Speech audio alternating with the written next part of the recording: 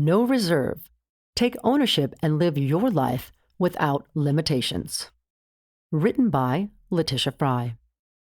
Narrated by Letitia Frye. Preface. No risk, no reward. Only those who will risk going too far can possibly find out how far one can go. T.S. Eliot. From the podium, a voice rings out, "Lot 1. You lean in to hear what item is for sale when images from your past, present, and seemingly future appear on the screen.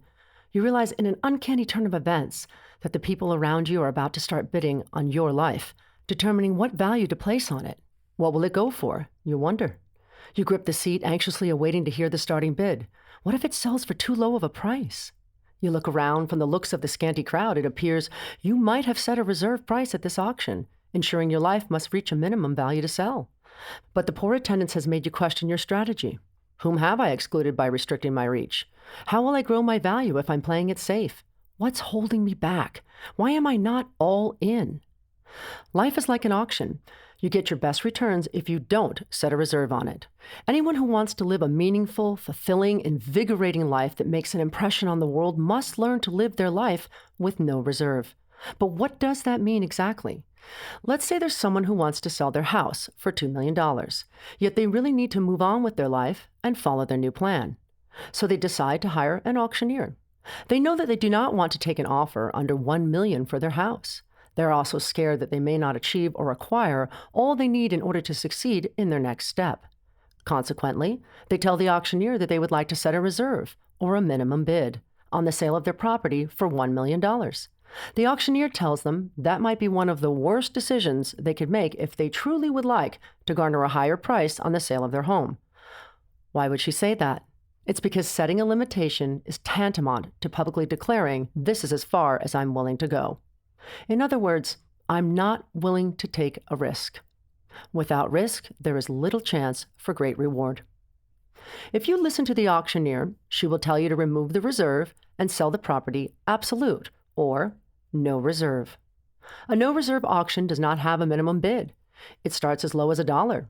The reason that no reserve auctions tend to bring in more money is that when there is no perceived limitation, there is room for chance, as in unlimited opportunities for success.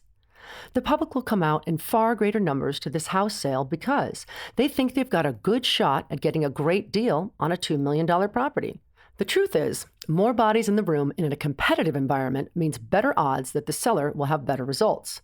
The bidding will become fast and furious, with the hammer price, or final sale price, reaching heights unheard of for an auction with reserve. Many people are risk-averse, yet they talk about wanting to be an entrepreneur or desiring to take their company to the next level. How can you create great things in life without taking any risks? I have made a number of daring moves and bet on myself. Some of the risks were successes and others were painful lessons, and I do not regret a single one of them. I've lived a life filled with unimaginable tragedy and yet incredible abundance, and my journey has taught me that if you want to live an authentic life, enjoy great success, and make a difference in the world, you have to remove your reserve, step out of your comfort zone, and seize opportunities as they come. Even in my pursuit of becoming a female auctioneer was a risk, because women haven't traditionally been hired as auctioneers by high-profile organizations. I disrupted a male-dominated profession. I had some cheerleaders along the way, but the naysayers outnumbered them 5-1. I used a couple of bright stars to navigate by, my passion and my perspective. And so the risks I took were not, in all reality, wild ones. They were calculated. My passion drove me past the limitations and challenges that were already set before me as a woman, a single mother, and a rookie auctioneer. I broke the rules constantly, and I came out on the other side stronger personally and professionally. You can as well, if you take the reserve off your life and realize that your value is too great to be restricted by minimum bids. This book will help you stop limiting yourself in all your endeavors, your career, your relationships, and your personal growth. You can have everything you want in life, but you have to stop looking for opportunities to come to you or for the road to suddenly become easier. Oftentimes, you have to make your own path. Do the work before getting paid for it. Create your own network by mentoring others, and give generously of yourself when you think you have little or nothing to offer. As you'll discover in this book, life will present both landmines and roses. But if you add value regardless of whichever phase you're in, then you'll never be found wanting. So cast off the reserve you've placed on yourself and start living your authentic, absolute life.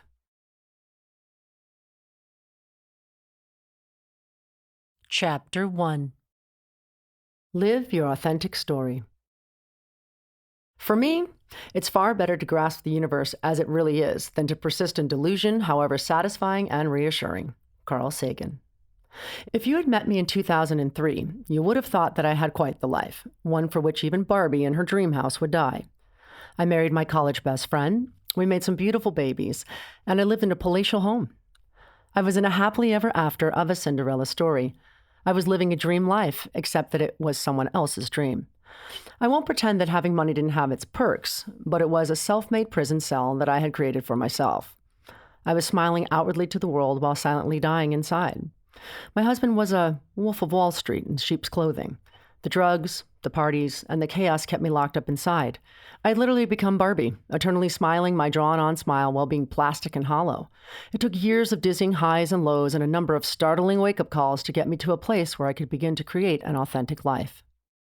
I met Steve, the man who would become my husband and father of my children, while I was a freshman at the University of Southern California in 1987. At the time, I was dating a boy named Jeff, who was in the same fraternity as Steve. That didn't bother Steve. When we first met at the fraternity, he declared to me without hesitation, "You are going to be my wife." I thought he was nuts and moved on. Fast forward to my sophomore year, when after a double date, Jeff got pulled over for driving under the influence, and Steve showed up, out of nowhere, in his old blue Ford Bronco, blaring music with a bunch of guys standing up in the back, holding onto the roll bar, screaming while sparks flew everywhere from a missing tire. Needless to say, the cop set his sights on a new target, and Jeff and I were released. Steve and his passengers were all high on a variety of hallucinogens and other drugs, and thought that the sparks from the rim were hilarious. He was hogtied and escorted away with the cops. I ignored his reckless nature, zero fear of authority, and need to be wild and free, and yearned to be with him. I married him despite these character flaws and worked to create the life I thought I wanted, one filled with luxuries, ease, and comfort. However, no matter how much older he got, no matter how expensive his suits were, and no matter how polished our life appeared to those on the outside, Steve was always still the guy in the three-wheeled Bronco. He was forever chasing the high, living dangerously, with a total lack of regard for authority. Meanwhile, I had become the mother to a baby girl and had a second child on the way, an experience that offered me a very sobering look at our lifestyle, with its wild parties and lavish spending. Not being able to drink while pregnant and after our son was born while nursing gave me some much-needed perspective about where our life was and where it was going. The verdict? It was totally out of control and heading toward a fall. One wake-up call came about 3 weeks after my son was born. My daughter was 17 months old at the time. I had decided to throw a dinner party, and after the meal was done, the kids and I went to bed early. Stephen and his friends, however, stayed up all night drinking and doing drugs. At about 6 o'clock in the morning, the kids and I woke up and went outside to find the men by the outdoor fireplace, surrounded by empty bottles and cigars. When my daughter saw her father, she ran over to him, and he promptly picked her up and brought her into the pool with him. Mind you, he was still in the same clothes from the previous night. As he whirled her around in his hazy state, I held my breath. He thought he was just playing around in a harmless way and joked with his buddies about his toddler being in the pool. But I was not laughing. I was terrified. And at that moment, I knew our lifestyle had to change. Unfortunately, Steve didn't share my desire to recalibrate our home life. He began spending more and more time with a dysfunctional alcoholic couple who lived down the street from us, and consequently, we began to drift apart. Around that time, Steve's mood started to shift. He had struggled with bouts of depression before, but this time the disease manifested differently. He became very distant, aggressive, and one thing I never expected, controlling. He was at the country club 24/7. Poker, men's-only golf, happy hour, and don't even get me started about fantasy football. My children and I were always alone. You see, we had built the gilded cage, and unknowingly, I had become the bird. And much of this was my own damn fault. My Norma Desmond moment. It's hard for me to fathom that I let myself become so shallow, that I had somehow become obsessed with material things. But no matter how much I acquired, I still felt incredibly empty inside. Life was literally calling out to me from the pit of my stomach, and there was no way I could ignore it. The only thing that would actually fulfill me was the very opposite of what I was doing. I needed to let go. The only way I could truly live was not to get, but rather to give. I had it all backward, and pretty soon I would learn that I had to give to truly live. It was yet another night spent lying in bed, staring at the ceiling, crying and suffering in silence, something I seem to be doing quite a bit lately. I looked over at my husband rolled up in a ball, sleeping as far away from me as he could, and wondered how could we come to this? How had two people who loved each other so much, who had been best friends and allies for so long, come to this? On the outside, we had it all: the house, the cars, the kids, the money, the fairy tale love story. But inside, we were miles apart, and the distance had become a torturous isolation. I decided to get up. Wandering into the kitchen, I poured myself a triple Bailey's over ice. I never really drank Bailey's, but it had been brought over as a gift by a guest at one of our many over-the-top parties and seemed like it would do the trick. After drinking about half a glass, I wandered through the house, ice cubes clinking, and ended up in my walk-in closet. I was naked and decided to put on every piece of jewelry that my husband had ever bought me. I had on my diamond tennis bracelet, a matching diamond necklace, my rings, my multiple diamond watches, and just about anything sparkly I could find. I had enough bling on to take out Mr. T, and then I slipped into my full-length mink and applied a generous coating of makeup. Glass in hand, I wobbled back into the kitchen and once there refilled it and sifted through our kitchen junk drawer, only to find a leftover clove cigarette from another one of our ridiculous parties. Even though I didn't normally smoke, I sat outside listening to Grace Potter's song, Nothing But the Water, smoking my clove, sipping my drink, and staring down at thousands of dollars in goods, mascara running down my face. I listened to the words as they came from Grace's voice. Only the water can help you now. She was referring to a life of sin and desperation being saved by the waters of baptism, a second chance at life. It was like she was singing to me. I call this my Norma Desmond moment, and it wasn't pretty. I had all these things on me, things that were supposed to make me feel better, and all I felt was empty. I thought I achieved all that any woman could possibly want. I had it all, whatever that is. The truth is I was desperately lonely and starting to think that my life was beginning to resemble an episode of Desperate Housewives, as the Real Housewives of anything had yet to come out. It was no way to live. As I sat there feeling sorry for myself, I realized the words of the song had more meaning to me than I thought. There's a line that goes, "If I give a nickel, I might get a dime." For some reason, it was really sitting with me. And then I had the aha moment that revolutionized my entire worldview that serves as a foundation for everything I discuss in this book. It takes giving to get, and for what you get is far greater than what you give. The word spoke to that pit in my stomach the inner voice had been ignoring, the one that was getting loud. It was time for me to listen. Now was the time for change. Freedom at Camp Rainbow. Over the next year, I would open a children's clothing store and throw a charity event in honor of a young boy who lost his battle with cancer. His parents were casual friends of ours, and his mom had always wanted to do something in his honor. So I created a family festival, complete with country music star Colin Ray, and we raised a pretty good-sized sum of money for charity. Although the young boy had not been treated in Phoenix, it was now where the family called home, so the check went to the Center for Cancer and Blood Disorders at Phoenix Children's Hospital. What happened next would lead me to my destiny.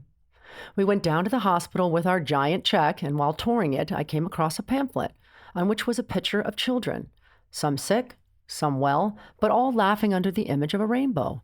I asked what it was, and a hospital employee said, "That's Camp Rainbow." She was the director of the camp, and as it turns out, it was a camp run by the hospital for children who have or have had cancer. All I could think of was how badly I wanted to volunteer at that camp. Although the director seemed skeptical about my commitment, she indulged me anyway and took my application, which ended up being accepted. That August of 2003, I packed up and prepared to leave my family for 8 days and nights and head to the woods of Prescott, Arizona, into the heart of Camp Friendly Pines. I had never been away from my children for more than 2 nights, and I had never been apart from my husband for more than 3. I won't lie, just the thought of it was scary, but something told me I had to do it. That little voice was starting to get louder. The night before I left for camp was to be a very special one for me.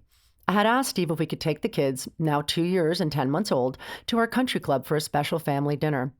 He had promised that we could, and I eagerly rushed through my day, picking up last-minute supplies for camp and looking forward to our family outing. When I walked through the door, close to the time we needed to leave, there was Steve on the couch with one of his many illnesses, manifestations of his clinical depression. I couldn't believe it. Not now, not tonight of all nights. Part of me thought, oh well, just get a pizza and call it a day. Then that little voice said, no, no pizza. Take the children out yourself. I'd never done that before. Sure, we'd eaten lunch or breakfast as a trio, but we had never ventured out to dinner without Steve. So I packed up the kids, put them in the car, and headed up to the country club. As I pulled up and hopped out of the car, I had the strangest feeling come over me. It was downright eerie. I put my son on my hip and held onto my daughter's hand, and the three of us strolled through the courtyard to our club. As we walked under the archway, I remember feeling like I was in a dream, like we had literally just passed through some ethereal doorway into another world. We sat down, and I put my son in his high chair, handed my daughter her crayons, and it suddenly came over me. I looked at the three of us, and I saw it. I just saw three. Just three. Somehow deep down inside me, I knew that I was looking at my life as I would soon know it. There is a sign up at Camp Friendly Pines, where Camp Rainbow is hosted, that hangs in the dining hall, and it reads, "What you are doing now, you are soon becoming." In a day, I would be sitting under that sign, and I would have no idea how true those words would be. The next couple of years went by pretty quickly, but there was a watershed event that changed the course of my life that would follow. At that time, I owned a children's clothing store, was a part-time traffic personality on an ABC syndicated morning news show, and was also a full-time professional model. My college roommate, who was also moved from California to Arizona, was hosting a charity event called Party Gras Under the Palms. There were to be over 300 people in attendance, and she asked me if I could wear a pretty outfit and come pick the winning raffle ticket on stage at the event. I headed to the event completely unaware of what was about to happen. When I arrived, my friend was in a panic. She had 4 items to sell on stage, and due to some unexpected circumstance, the auctioneer never showed up. She knew I'd been a theater major in college and been to many of my shows. She told me to get up there and play an auctioneer. I thought she was crazy, but I figured, why not? My stepfather had taken me to a few auctions as a kid. I used to show up early as a model in the Lifestyles tent at the Barrett-Jackson Classic Car Auction just to watch the auctioneers, so I had an idea of what to do.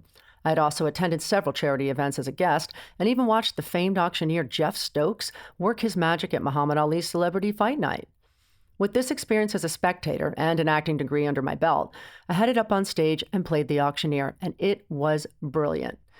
I felt completely alive and soaked up every minute of the experience. Here I was in a beaded Mandalay bodice top and fitted velvet pants, standing 6 feet high in my heels, parading around a stage, calling bids like some cowboy selling cattle. People ate it up, and bids were flying everywhere. When I walked off stage, I was elated that my little performance was well received, but I was completely caught off guard when people began asking me for my card. I went about my life and started volunteering at charity auctions with a friend of mine. He was a successful real estate broker who happened to do auctions for kicks on the side. He had gone to auction school and gave me my first real auctioneering lessons. The more I learned and the more gigs I took, the more my little pastime became an obsession.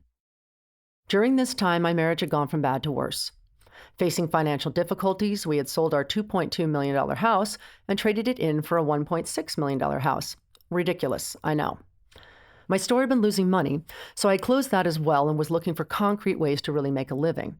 As it turned out, Jeff Stokes was coming into town to do Muhammad Ali's event again. I pulled a few strings and was able to set up a meeting with Jeff, who got a real kick out of my story about how I became an auctioneer.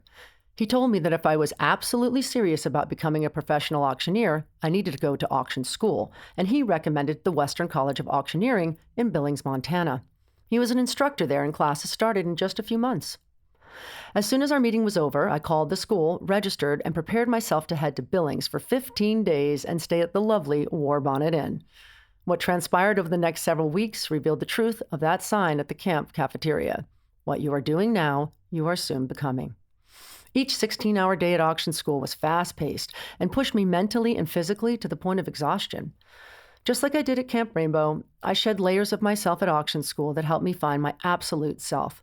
The challenges only cemented my conviction that my future lay in auctioneering.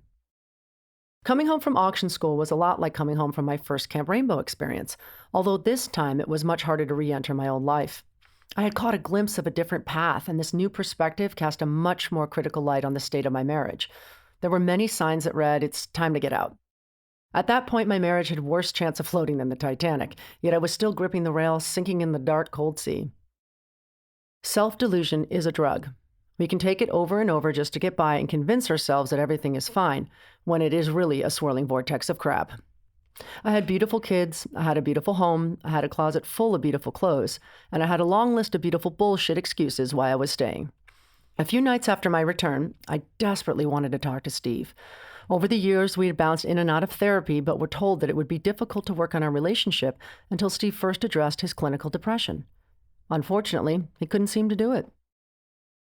That night, he wouldn't talk to me and instead rolled over and went to sleep with a heavy sigh, as I was used to him doing. I lay there staring at the ceiling I had done countless nights before. I felt completely alone and began to cry. The unspoken truth about misery is that eventually it will end. Only we can decide how and at what moment. My moment was after dinner one evening. Steve and I were alone. He knew I wanted to talk to him about something important, except his version was me asking him to go on a trip to Hawaii. I want a divorce was not what he expected or frankly wanted.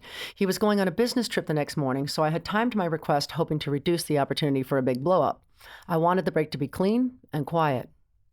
I was lucky that his immediate reaction was shock and contemplation with just the right amount of denial.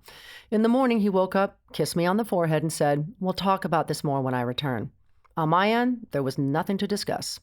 For the sake of my sanity and the integrity of my soul, I needed a break out of the prison that my life had become. I fantasized about what it would be like to be free. In complete contrast to the person I had married, Steve had developed some very strict rules when it came to the house. There was to be no loud music during the day. There were to be no dogs in the bed once he was out of it. My son was not allowed to ride his push car across the travertine floors, and to save on the electric bill, the doors always needed to be shut when the air conditioning was on. When he left, it was time to free the household from those regulations. I flung the doors and windows wide open and rocked out to my favorite tunes. With the glee and excitement of any indie racer, my son sped around in his car as fast as his chubby little legs could move. I laid in bed with my dogs and read the paper. This was it, my moment to take control of my life and end my misery. I was free, and this was going to be what my life was going to be like from now on. My life, my rules, his house, his paper, his money. In 2008, I walked out the door of that multi-million-dollar life with 2 kids, a mattress, and $12 to my name to start a new chapter for our family. To retain my independence, I took no court-appointed alimony or child support. I knew that if I were going to be truly free from that gilded cage, I needed to create my new reality on my own. I began to live my life absolute, as we say in the auction industry, no reserve, no safety net, no limitations, endless opportunity. Are you living an absolute life? When do you feel most like yourself? Describe what you imagine to be your authentic self. What are your core qualities? What are your values? What do you enjoy doing? How does the above vision of yourself align with your current reality? Do you feel like the you who you are now differs from your authentic self in any way? Explain. If there is a difference between your two selves, how do you account for it? What limitations are keeping you stuck in a life that isn't truly your own? What are your greatest fears in life? Have these fears held you back from living the life that you desire? Journal about all the opportunities you've missed because you let fear stand in the way of action. Imagine what your life would look like if you took off the reserve you placed on it. What possibilities would be open up to you? How could you and others benefit?